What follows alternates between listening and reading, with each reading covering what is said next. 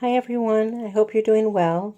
I have a quick project share for my Saturday morning makes for this week, which I'm sharing on Friday. And it's a plaque I made for my daughter. So I'll show you the products I used, and then I'll show you the project. So I used just a piece of a round unfinished piece of wood that I purchased at Walmart. I've done different shapes before, but I've never done uh, one like this before. But it worked very well. So that's the wood, and then I also used this die set from Momenta. It's a Christmas wreath, but I just used this greenery die here. And I used this die set from Modus Scraps, which is their dashing rectangles. I've had this for quite a few years, so I used one of the rectangles for that.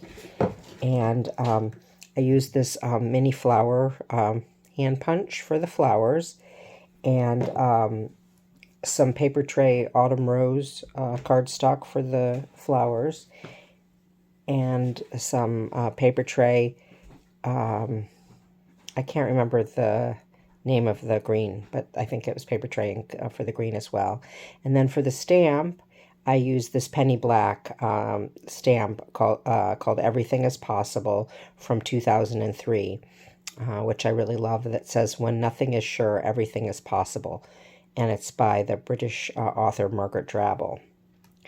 I also used Broken China Distress ink, and I didn't bring it out, but I used gesso was the first thing that I did. And then I think I used some distress paint and also some craft paint in a blue color, but I didn't care for those so much. But anyway, first I put the gesso on. Then I put some of this Tim Holtz tissue paper as the next layer, at which I applied with some Mod Podge. And I wasn't really sure what direction I was going in, so that's kind of just how I got it ready. I've done other wood pieces before where I let a little more of the music show through. For example, when I made this one, the music shows through. I just, because I lightly inked it and I stenciled this. This was one I did for my husband's birthday some years ago.